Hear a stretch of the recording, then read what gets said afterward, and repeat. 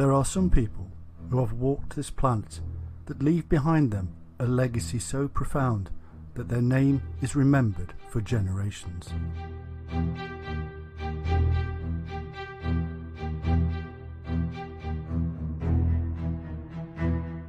They affect society and draw around them followers.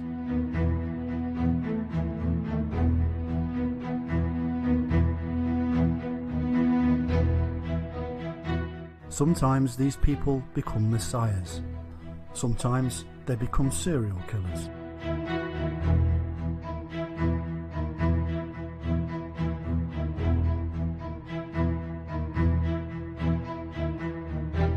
Nostradamus will be remembered in the annals of history, firstly as a prophet and seer.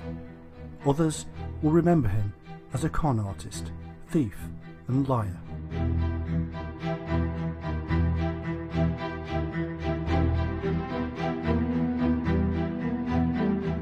As is ever the case, it is often a matter of belief.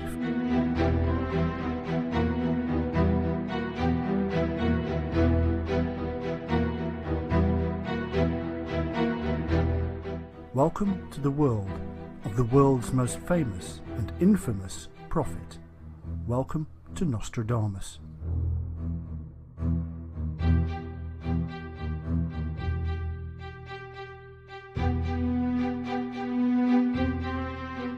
Nostradamus was a physician who believed he could predict the future. He published these predictions in the Prophecies.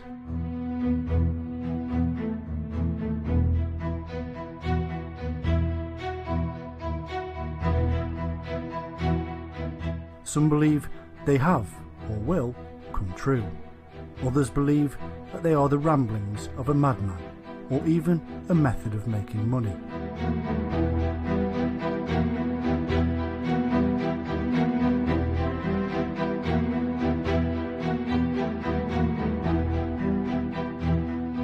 He was born Michel de Nostradamus in Saint-Rémy de Provence, France, in 1503.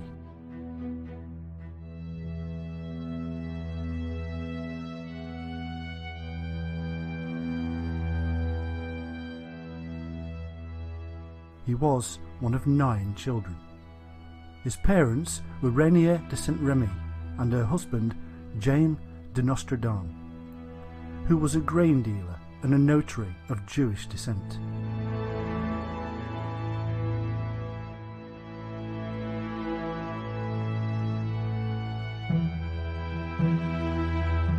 The family name was altered when his grandfather converted to Catholicism to avoid persecution.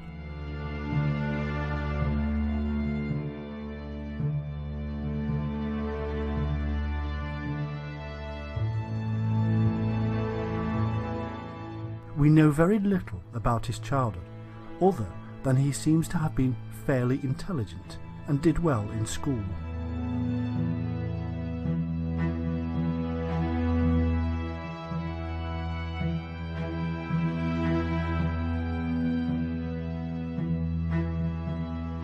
He learned Latin, Greek, Hebrew and mathematics, and some believe he was taught ancient Jewish mythology and astrology by his grandfather.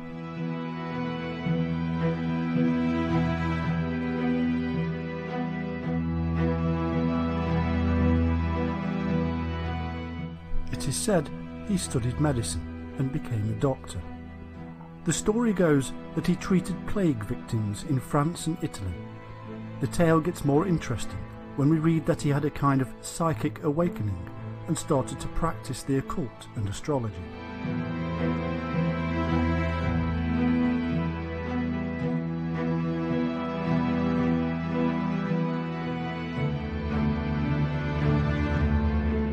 Soon he was making predictions about the future.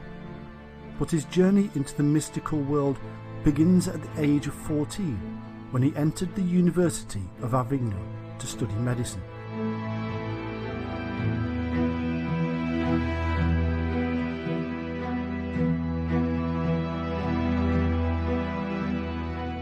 After only 1 year, he was forced to leave because of an outbreak of the plague.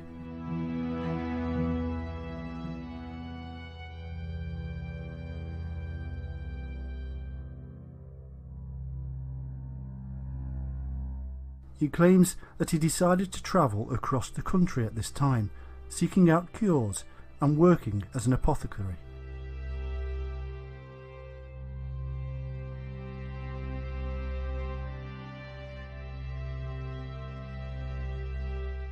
By 1522, he was once again back in university. This time he was in Montpellier to try and finish his doctorate in medicine.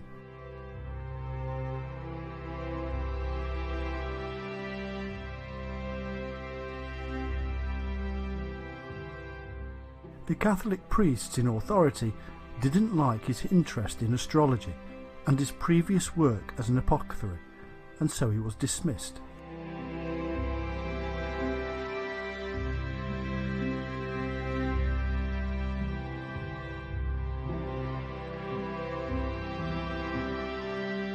Other accounts state that he in fact did finish his doctorate in 1525, but this part of the tale is very sketchy and not to be trusted.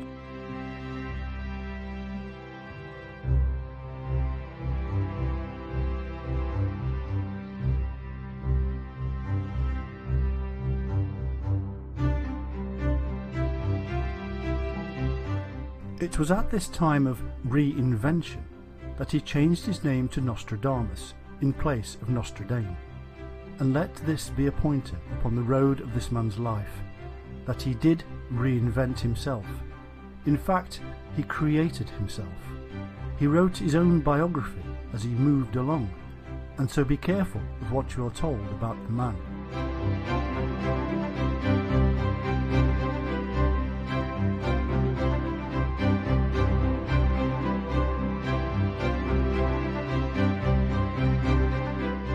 Historians often dismiss 99% of the tales that can be found on the internet.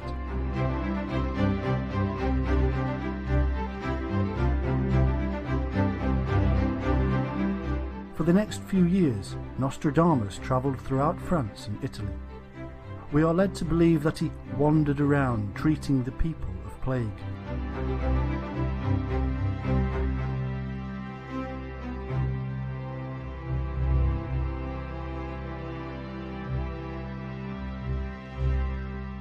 Instead of the usual bloodletting and mercury-poisoned potions, we are told that this clever half-doctor instead introduced hygiene controls and the removal of infected corpses from the streets.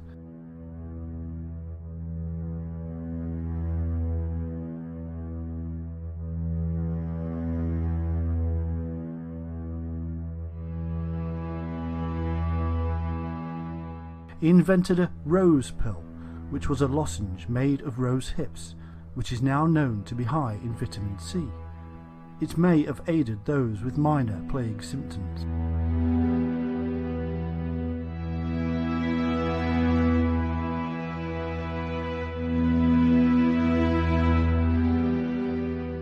Through the use of this lozenge, hygiene, low-fat diets and fresh air, Nostradamus made a name for himself as a kind of miracle doctor.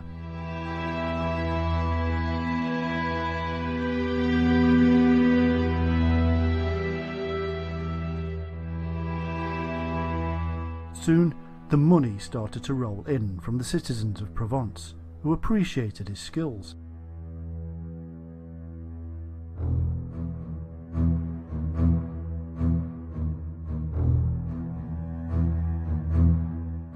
In 1531, he was invited to work with a leading scholar of the time, Jules César Scaliger, in Agen, in southwestern France.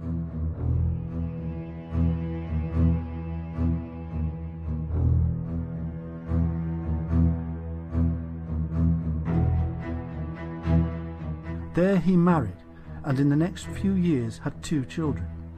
In 1534, his wife and children died, presumably of the plague, while he was travelling on a medical mission to Italy.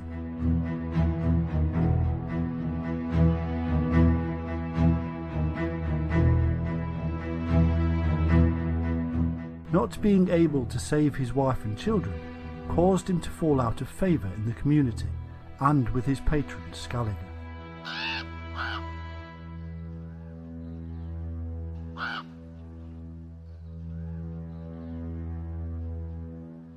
By 1538 he was being accused of heresy and ordered to appear before the Catholic Inquisition. And so he duly escaped to Italy, Greece and Turkey for a few years to let the heat dissipate.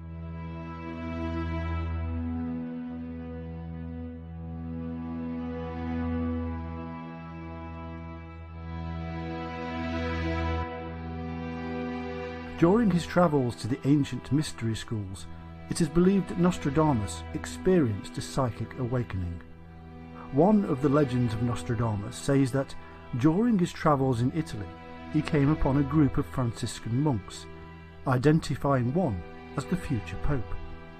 The monk, called Felice Peretti, was ordained Pope Sixtus V in 1585, fulfilling the prediction of Nostradamus.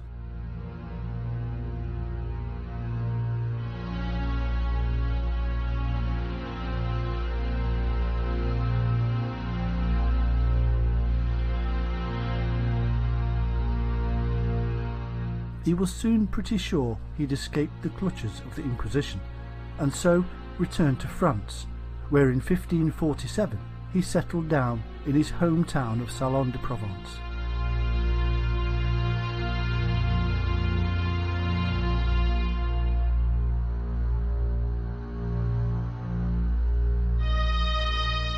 He then proceeded to cleverly marry a wealthy widow called Anne Ponsard. They had 6 children together, and he published 2 books on medical science. Things were looking good.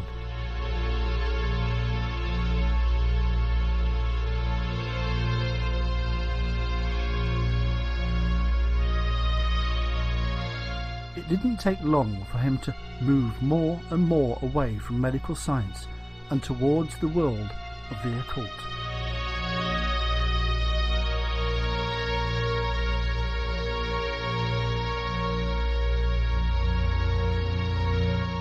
The story goes that he would spend many hours alone in his study, staring into a bowl of clear water, whereupon he received his visions of future events.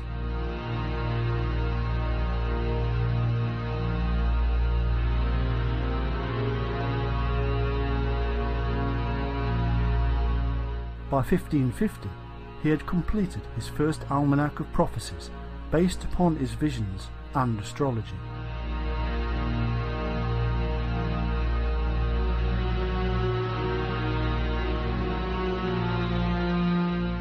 He was in fact cashing in on one of the most popular genres at the time. Almanacs were used for all manner of things, from farmers and merchants to just pure entertainment.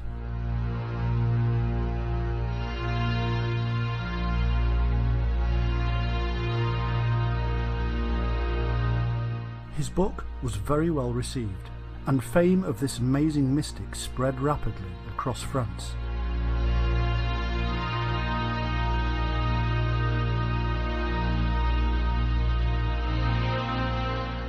And so he wrote more. By 1554, his focus was almost entirely on the prophecies, and he decided to write a grand opus entitled Centuries.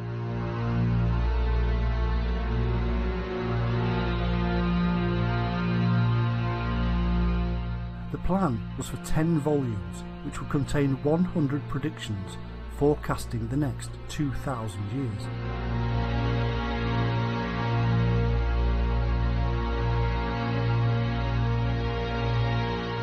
In 1555, he published The Prophecies, which was a huge collection of his major long-term predictions.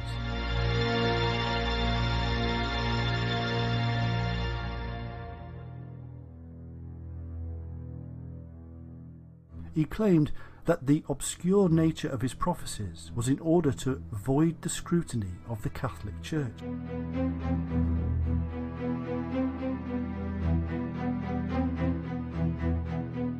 He wrote them in what are known as quatrains, or 4-line verses.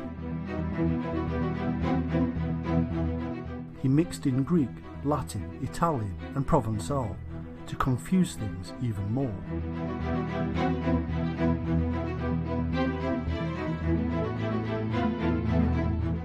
They were a kind of clever 16th century puzzle book that allowed readers to see almost anything they wanted to.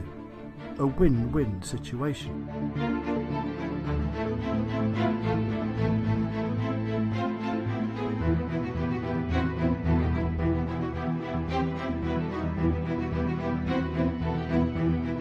There were many accusations.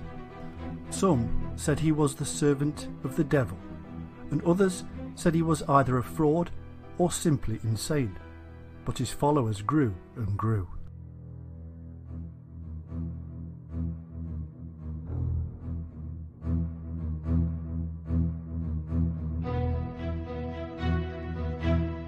Thousands started to believe that his prophecies were spiritually inspired.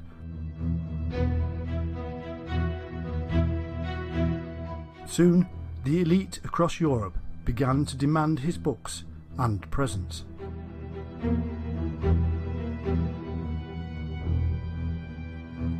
Catherine de' Medici, who was the wife of King Henry II of France, counted herself amongst his greatest followers.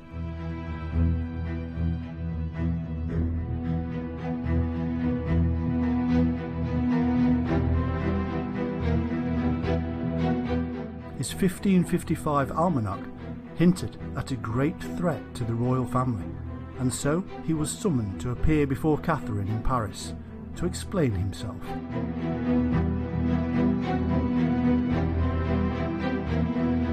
He dutifully explained and proceeded to draw up astrological charts for the royal children. He was soon made royal counsellor and physician to King Henry's court.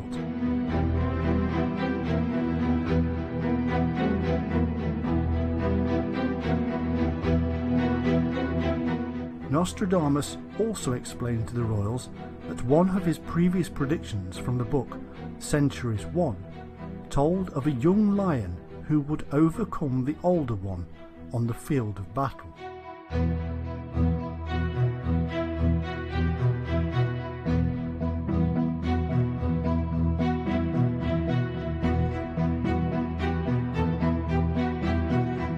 The young lion would pierce the older one's eye. He explained that in truth he wanted the king to avoid a jousting match. Alas, 3 years later, King Henry, then 41 years old, died when jousting and a lance pierced his eye and entered his brain. He died an agonising death 10 days later from infection.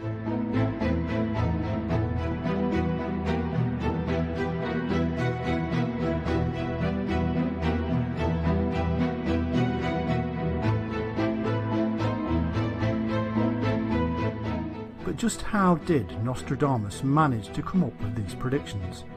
Well, he claimed that he used what is known as judicial astrology. This is when future events can supposedly be predicted by calculating the relationships between stellar bodies and the Earth.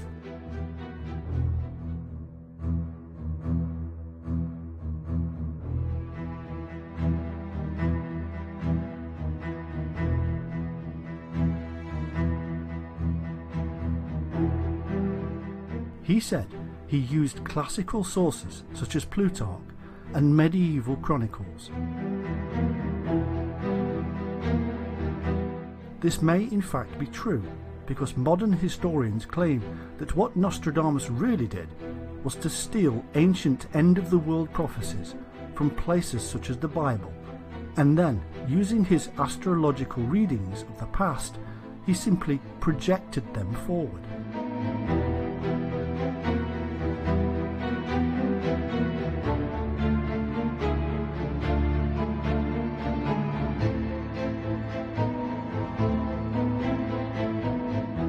Professional astrologers actually said he was incompetent and that such a method would not work.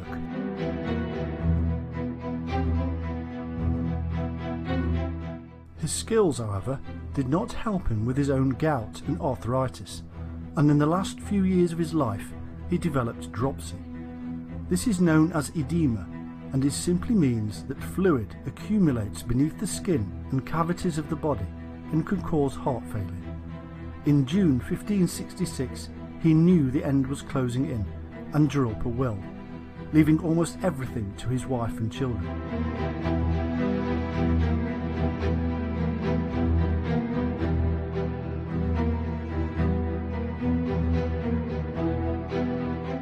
He told his secretary, "You will not find me alive at sunrise."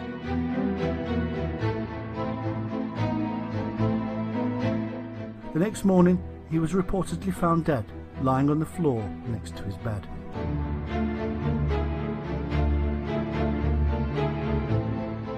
His life's work had a profound effect upon the people of Europe. They mainly dealt with war, disasters, death, plagues, earthquakes, floods, droughts, and murder.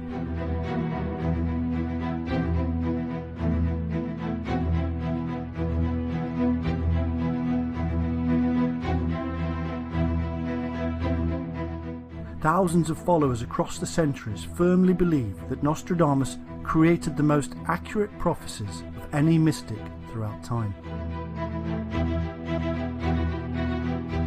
Others say he was nothing but a charlatan.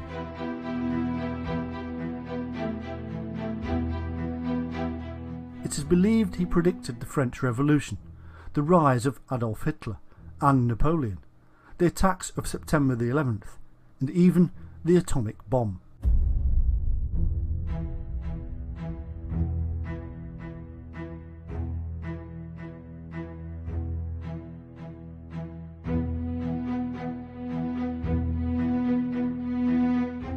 The beauty of the vagueness of his writings means that almost anything can be attributed to them. To this day, the works are being researched by adherents to see if they can discover future events.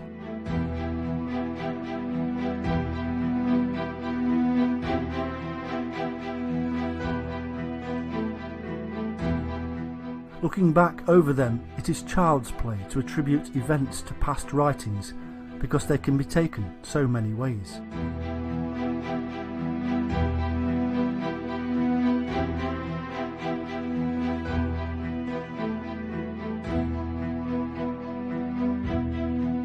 However, regardless of our 21st century analytical science, let us ask the question: is it possible that a mystic from the 16th century could somehow look into the future?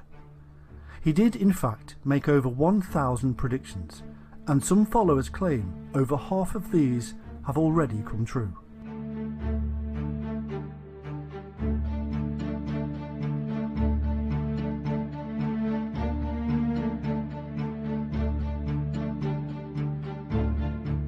It's now time to investigate some of these to seek out the truth.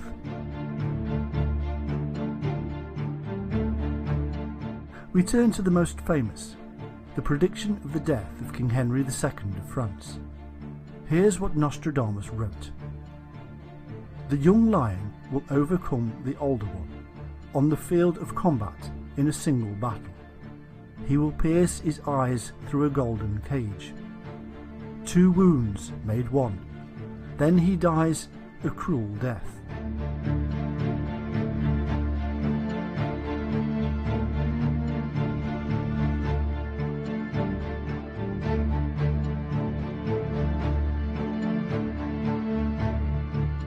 As we have already seen, Henry was warned not to joust, but he did. King Henry II, as the older lion, faced the Comte de Montgomery as the young lion. Both combatants had lions on their shields. In the final pass, Montgomery thrust his lance through the king's visor. The lance split into 2 shards, or, as Nostradamus said, the 2 wounds made 1. 1 went through Henry's eye and 1 through his temple. 10 days later, the old lion was dead.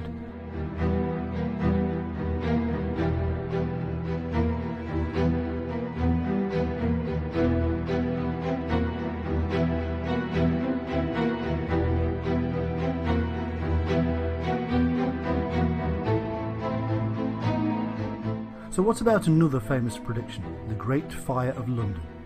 Here's what Nostradamus said: "The blood of the just will be demanded of London. Burnt by fire, in the year 66, the ancient lady will fall from her high place, and many of the same sect will be killed.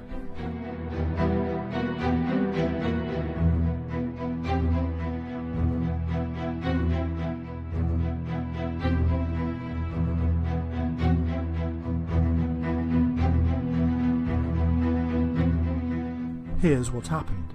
In 1666, on September the 2nd, a small fire started in a bakery in London. The result was a massive fire that lasted for 3 days and consumed the city. What exactly the blood of the just means, nobody is sure. Some believe it refers to the millions of rats that died. Either way, it seems a pretty clever and accurate prediction.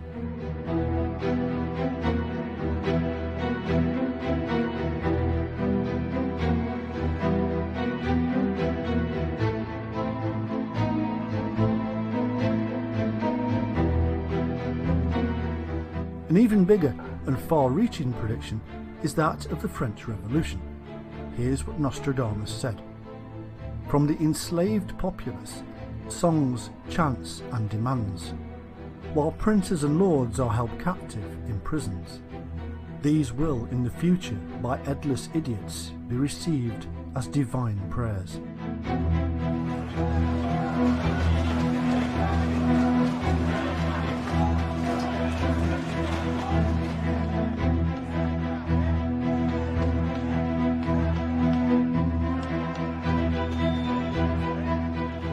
Well, the enslaved peasants did rise up with chants and demands. Indeed, they even wrote songs. They took control of Paris because they had simply had enough of the way the aristocracy were treating them. These princes and lords were held captive and did have their heads taken off with the infamous guillotine. However, much of this could relate to many periods of revolt in history, and there is no mention of specifics.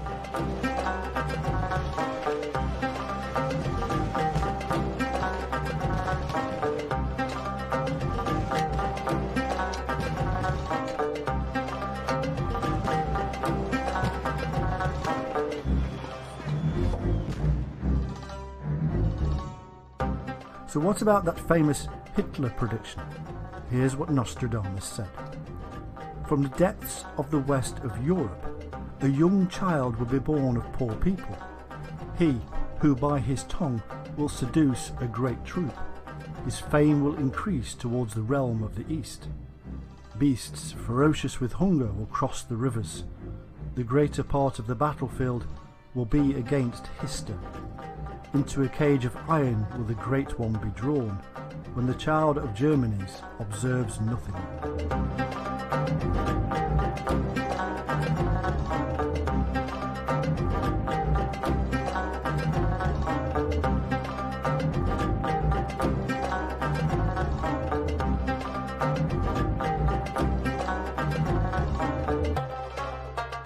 Well, this is quite different. There are plenty of specifics to play with. What happened in history, and does it relate to the prediction? Hitler was in fact born on April the 20th, 1889 in Western Europe to very poor parents. Nostradamus said he would be from the depths of the west of Europe, a young child born of poor people. Well, that's pretty close.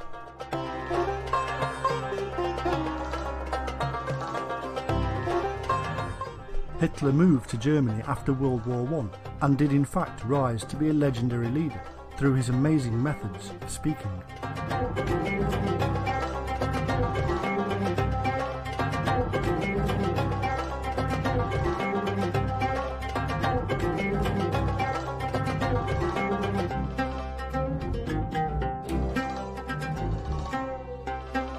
Hundreds of experts in propaganda and marketing have studied this clever hypnotizing methods.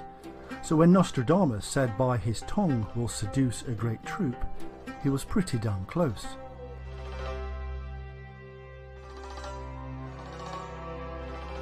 When Nostradamus said his fame will increase towards the realm of the East, was he really talking about how Hitler created a massive alliance with Japan?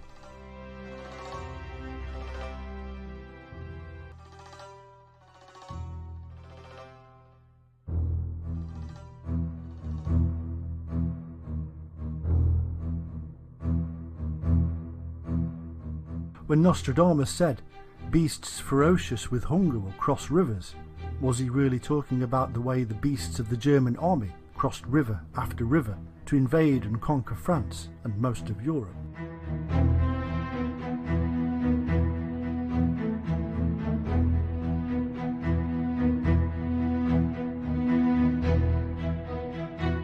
When Nostradamus said, "The greater part of the battlefield will be against Hister," was he really talking about how the rest of the world created a grand alliance to take him and his Nazi party down?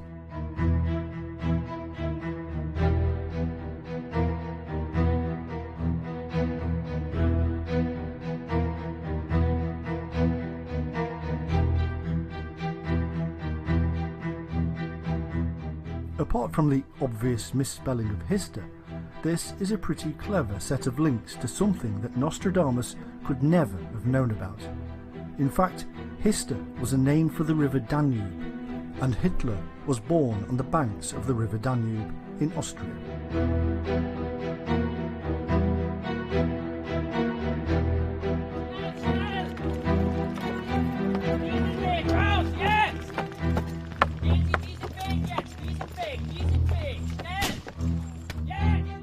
It is also claimed that Nostradamus predicted the atomic bomb. Here's what he said. "Near the gates and within 2 cities there will be scourges the like of which was never seen. Famine within plague, people put out by steel, crying to the great immortal God for relief."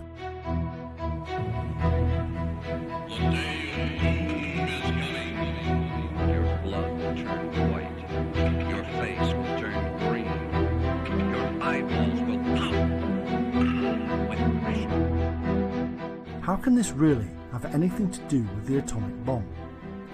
Well, in 1945, the USA did in fact drop 2 atomic bombs on Japan. In fact, 2 cities, Hiroshima and Nagasaki. So this explains the line, "Near the gates, within 2 cities." The scourges, the likes of which have never been seen, obviously could mean a super weapon such as the atom bomb. Indeed, thousands survived the horrendous ordeal and were crying to the great immortal God for relief due to their radiation poisoning.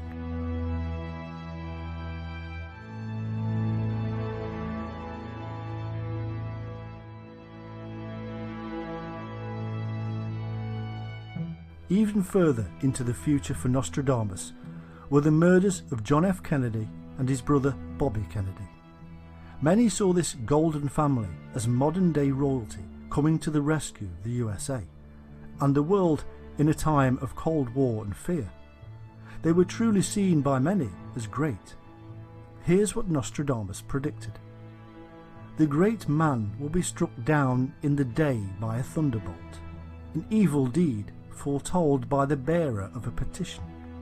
According to the prediction, another falls at night time. Conflict at Rheims, long, and a pestilence in Tuscany."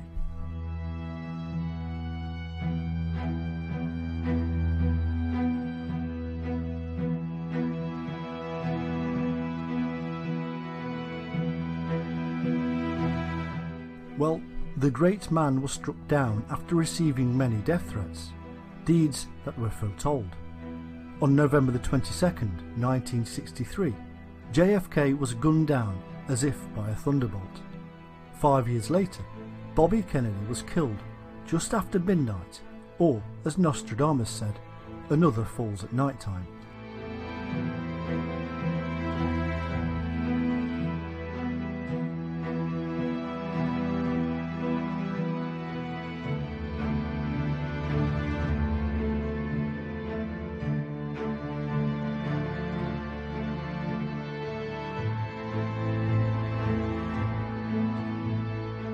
The date, September the 11th, 2001, is now ingrained in the minds of all modern people. The day the terrorists struck. But did you know many believe Nostradamus predicted the attacks? Here's what he said. "Earth-shaking fire from the centre of the earth will cause tremors around the new city. 2 great rocks will war for a long time. Then Arethusa will redden a new river.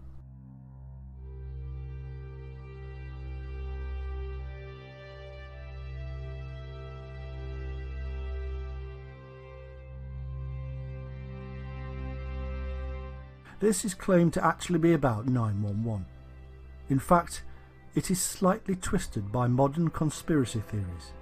The original quatrain reads, "Sea of fire at the world's centre, the tower of the new city will tremble. Two great blocks will be at war for a long time. Then Arethusa will redden a new river." Yes, two towers were taken out by terrorists, or as the followers believe, the two great rocks. The World Trade Center is thought to have something to do with the statement, "fire from the centre of the earth."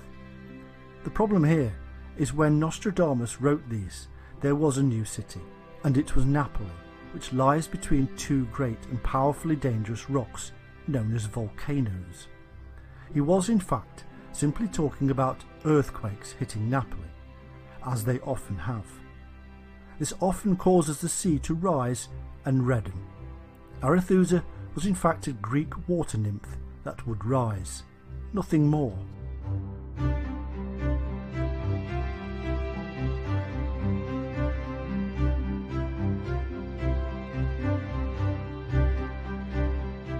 However, while we are on the subject of earthquakes, there is in fact a prediction from Nostradamus about a coming earthquake that many believe predicts a terrible disaster in California. Here's what he said: "The sloping park, great calamity, through the lands of the west and Lombardy. The fire in the ship, plague and captivity, Mercury in Sagittarius, Saturn fading."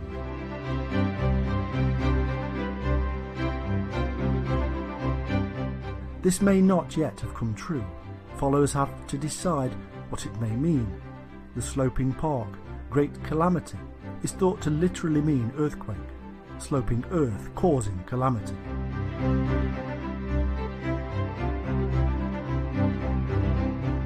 The lands to the west is thought to mean California, although why Lombardy in France is mentioned we do not know.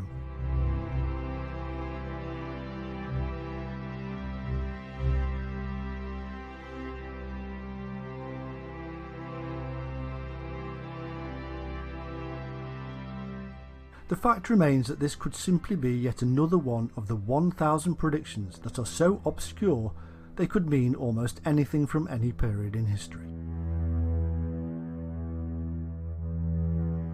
Nostradamus explains that the reason his prophecies are so obscure was to avoid persecution from the Inquisition. He also gives this as the reasoning why the quatrains are not in chronological order. Nostradamus left his predictions in the form of almost 1,000 four-line verses called quatrains and a collection of six-line verses called sixteens. The prophecies are not sequential by date, which makes it easier to attribute any of them to any tale you want from any period. Although there are many coincidences, it does not prove accurate prophecy.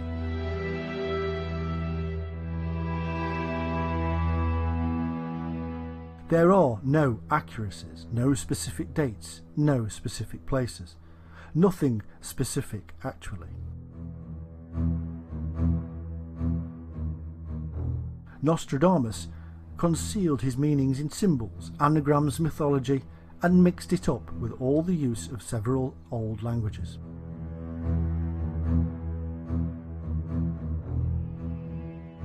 He combined three languages, mixed it all together with symbolism and cryptic messages, and then put them in four-line verses.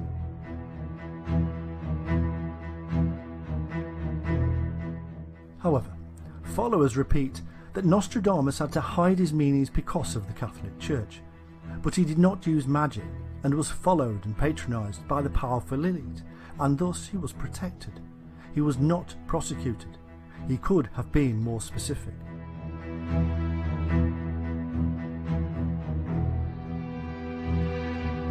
Followers also say that his visions into the future must have been so confusing to a man of the 16th century. Seeing the technology of the 21st century would have confused him greatly, they say.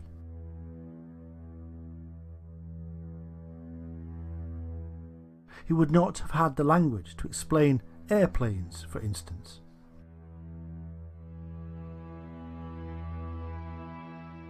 In short, his use of language was chaotic and obscure. He hid locations and people in symbolism and anagrams. He's referenced astrological readings that most could not even understand, and thus confused people even more. In addition to this, astrological readings are by their very nature vague. Vagueness upon vagueness.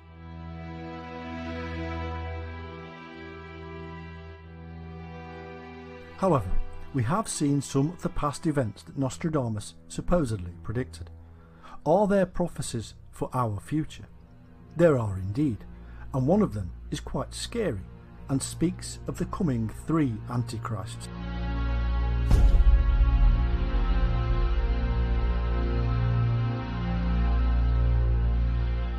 Nostradamus speaks of 3 powerful and tyrannical leaders that he calls Antichrists. He said they would lead their people through reigns of terror after first seducing them with promises of greatness.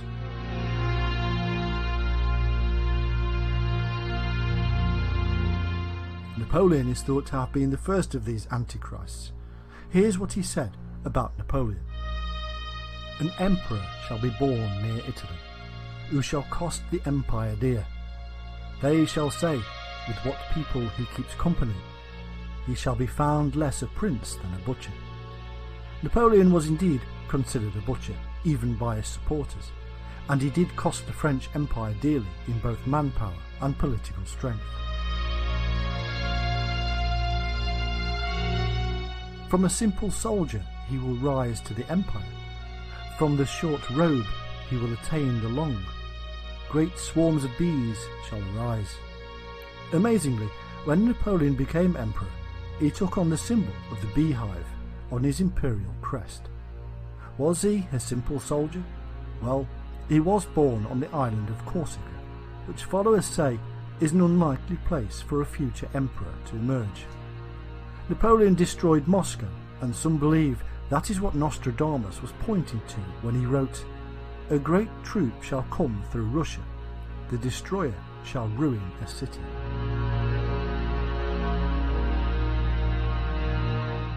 Napoleon's forces in fact advanced too far into the country and got trapped in the Russian winter. Napoleon had to retreat, and this is what Nostradamus said. The rear guard will make defence.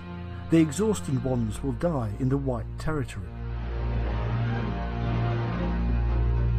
From Red Square to the battlefront. He also said, the great empire will soon be exchanged for a small place, which will soon begin to grow.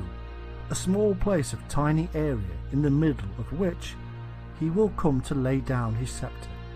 The captive prince, conquered, is sent to Elba. He will sail across the Gulf of Genoa to Marseille. By a great effort of the foreign forces he is overcome. Though he escaped the fire, his bees yield blood by the barrel. Amazingly, Napoleon was exiled to the small island of Elba, from which he escaped for 100 days. After a defeat at Waterloo, he relinquished all power for exile on tiny St. Helena.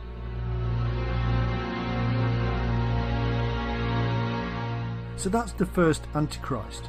Who was the second? Nostradamus wrote about a man stained with murder, the great enemy of the human race, one who was worse than any who had gone before, bloody and inhuman.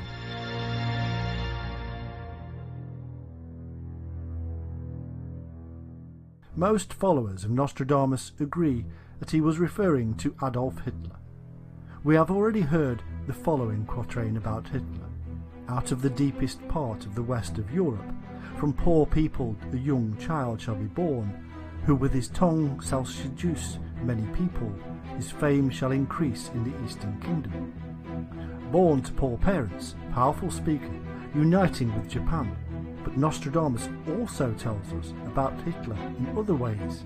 Here's what he said. He shall come to tyrannize the land. He shall raise up a hatred that had long been dormant. The child of Germany observes no law. Cries and tears, fire, blood and battle. A captain of Germany shall come to yield himself by false hope, so that his revolt shall cause great bloodshed.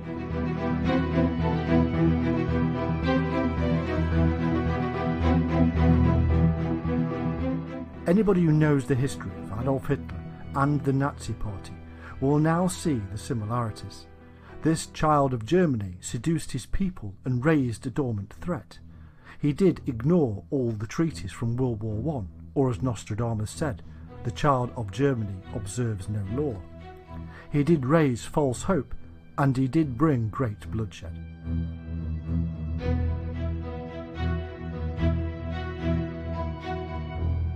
One thing we know is that the death of Hitler has been surrounded in mystery. Was his body swept away by the Russians? Was it completely destroyed? Did he live and escape to South America? Nostradamus supposedly predicted the rise, life, death, and uncertainty of the evil Hitler. Here's what he said.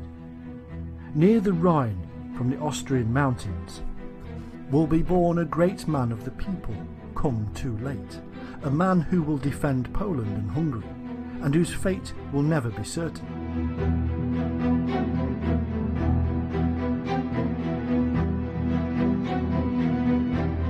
So there we have two Antichrists. What about the third? This evildoer will be more hideous than the other two.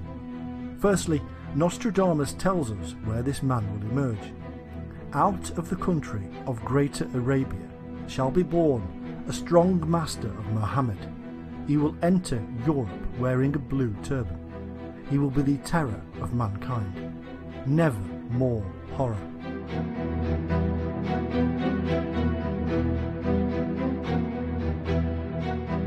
To our modern Western ears, this sounds like some kind of terrible Islamic terrorist.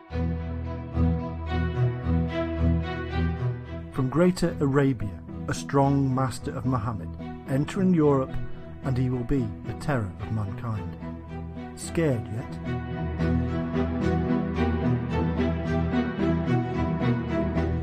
Is Nostradamus telling us that a great man from Greater Arabia is going to invade Europe with his army? But what will be the outcome? Well, he explains. In the year 1999 and 7 months, from the sky will come the great king of terror. He will bring back to life the king of the Mongols, before and after war reigns. Of course, there's a problem here with the date, isn't there?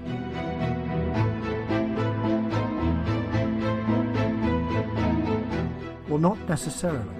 In 1999 and 7 months, a great terror comes. Well, the 7th month is July, and not a lot happened in 1999 in terrorist circles. What did happen was this: a series of massive terrorist attacks in Russia, killing more than 300 people and injuring over 1,000.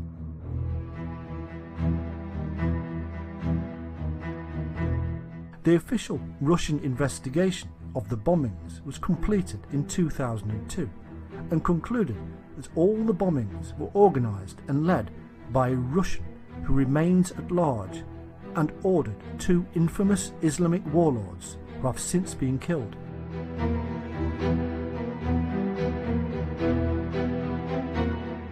Five other suspects have been killed, and 6 have been convicted by Russian courts on terrorism-related charges. However, according to historians, the bombings were coordinated by the Russian state security services to bring Putin into the presidency. Now this really is ushering in a period of instability. Both the West and the East support opposing sides in the worldwide terrorist scene, and Putin has been a big player.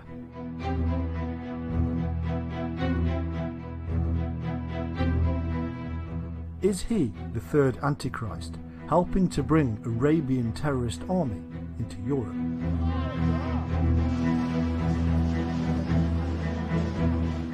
According to Nostradamus, this will all bring about a Third World War that will last 27 years.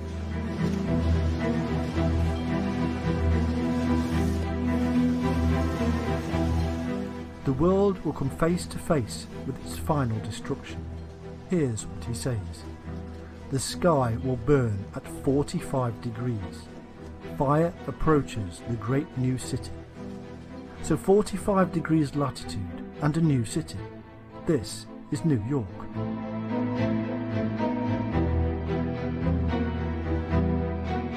A great fire will approach New York City, and as Nostradamus says, by fire he will destroy their city. A cold and cruel heart.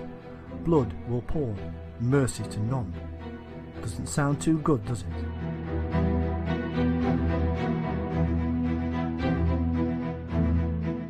So how does Nostradamus believe this will all end? When those of the northern pole are united, in the east will be great fear and dread. One day the two great leaders will be friends. Their great power will be seen to grow. The new land will be at the height of its power. To the man of blood, the number is reported. So basically, Nostradamus is telling us there will be a peace between East and West. This new land is what they knew as America, and the countries of the Northern Pole is quite possibly Russia.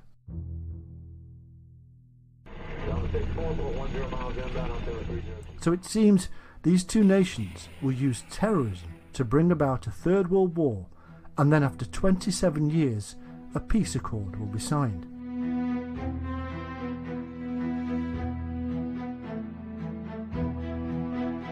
Of course, all of this is wide open to interpretation. Things just aren't specific, and we have to make huge assumptions. So-called experts have been doing this for centuries.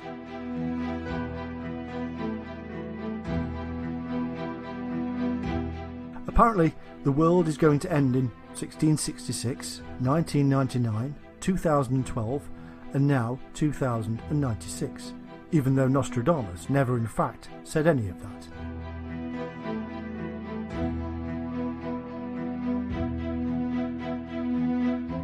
In fact, he said we would overcome and survive. He even said that we could change the course of these events if we wanted to.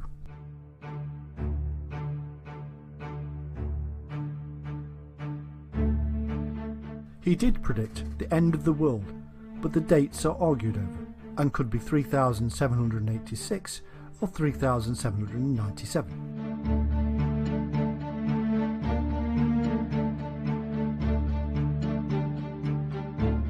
Before we get carried away by all of this, we have to remember that the man was not at all what he seemed, and that his prophecies were so vague they can and have been twisted and turned with every passing year.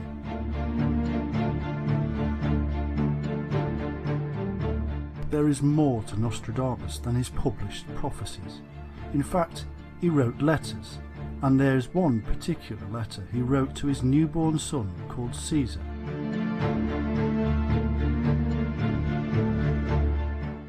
In this letter, he wrote about future events and the end of times.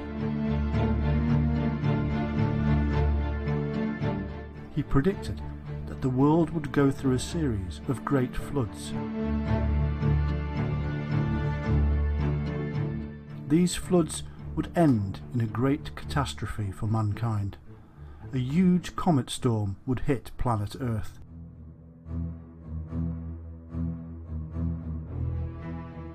After this, there is nothing. It's almost as if he's telling us there will be no future for mankind.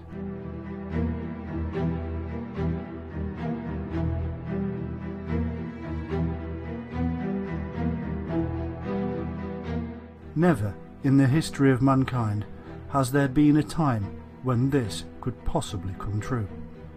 Now is the time.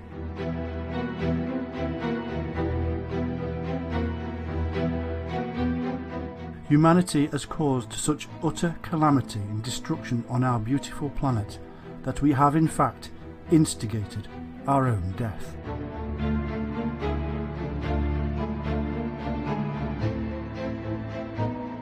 We have caused the earth to warm through our poisonous behaviour, and this is melting the icebergs of the world.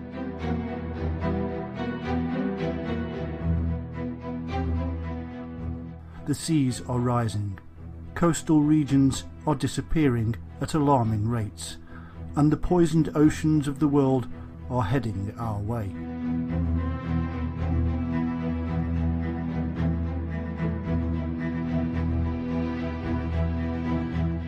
Never in the history of mankind could we safely predict a storm of comets, because never in the history of mankind has there been the technology for humanity to launch intercontinental ballistic missiles at each other.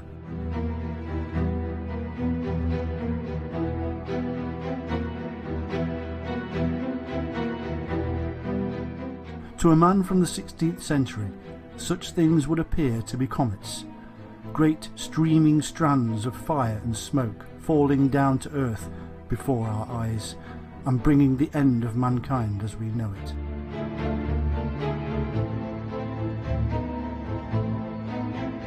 This is exactly what Nostradamus wrote to his child.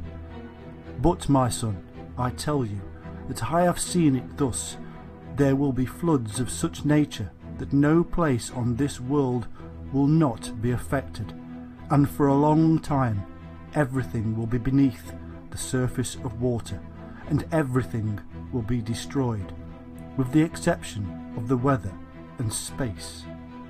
After these floods, such a great amount of fire of glowing stones will fall from the sky that nothing will be able to escape this last destructive firestorm.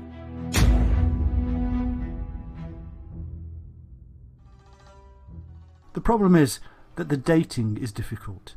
It may be that he indicated this would happen 7,000 years after his writing of the letter, but this goes against other prediction dates for the end of the world.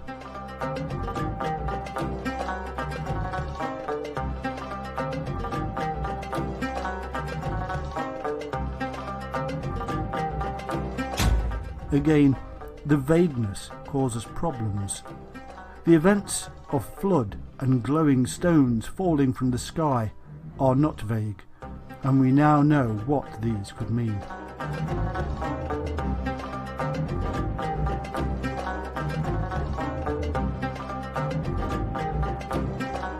There are, though, more clues about the end times when we return to his prophecies about the third Antichrist. We turn back to his specifics about the army employed by this evildoer. The army of the enemy of peace will march towards Europe.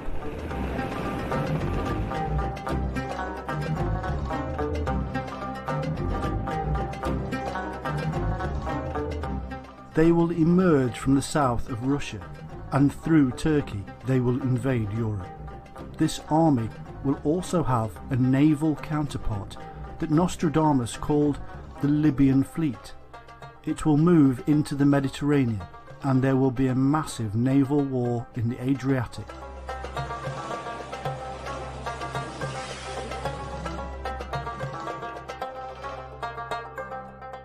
Malta, Sicily, Sardinia and other islands will be destroyed. Again, never in the history of mankind has there been such firepower with the ability to wipe out islands until now.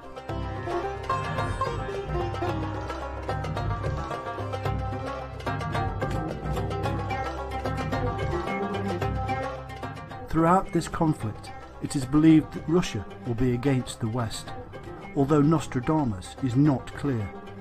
He does state that the Russians will be friendly with the West eventually, and that their leader will be the one who will set things right.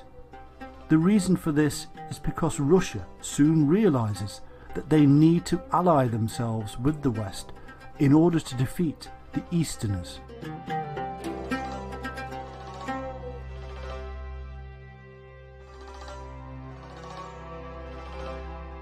These Easterners are in reality the people of China, and various former Soviet nations.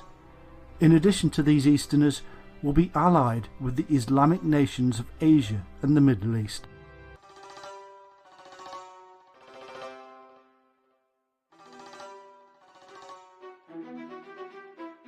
So it appears the West and Russia will be at war with the East in a clear divide of ideologies and religions.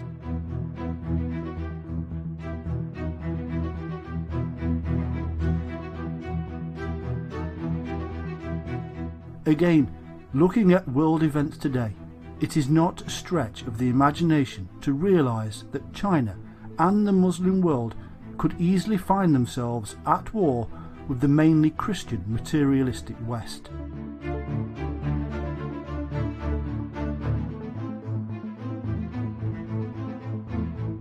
There are already so many issues that could spark international conflict.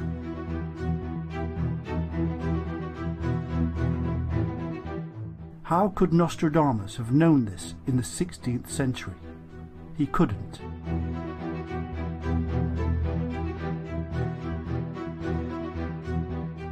It seems that this third Antichrist will bring the non-destructive nations against the armies of Christ, and he also states that the Christians will be faced with terrible persecution and tortures.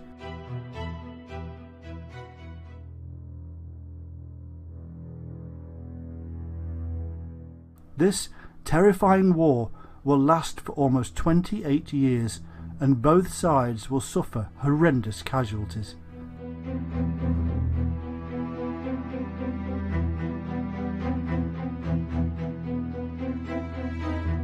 Our cities will be struck by these large shining rocks that fall from the sky. In other words, ballistic missiles will strike New York and other major centres.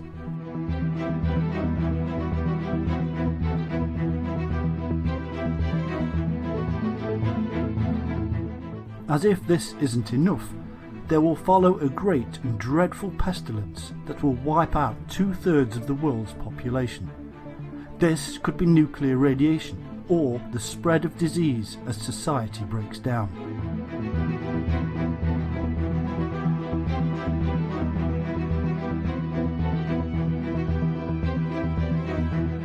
There are various dates all of this could happen. The next is 2024, and roughly every 2 years following that. As Nostradamus tells us, it all depends on the actions we take now.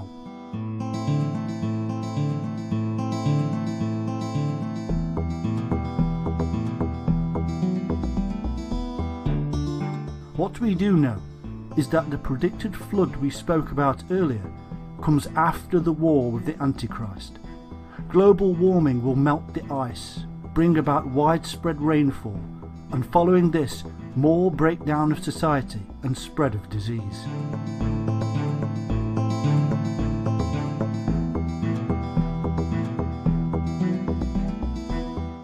In addition to all of this, it is thought that global warming and the melting of ice caps could cause the planet to shift on its axis, causing tidal floods to worsen.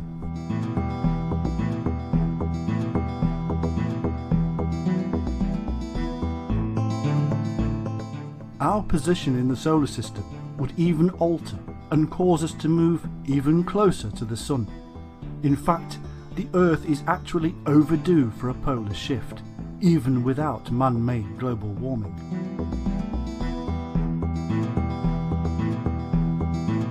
There is absolutely no way a man from the 16th century could have known about any of this.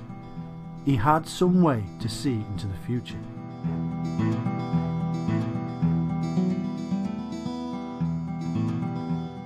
The future appears to be a terrifying prospect that must have caused Nostradamus to lose sleep.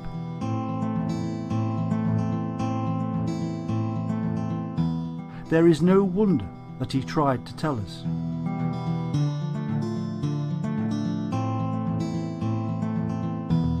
But his message across the years is still very strong and true, that the future does not need to be this way, that we can make a difference and we can stop these things from happening. The question is, will we listen?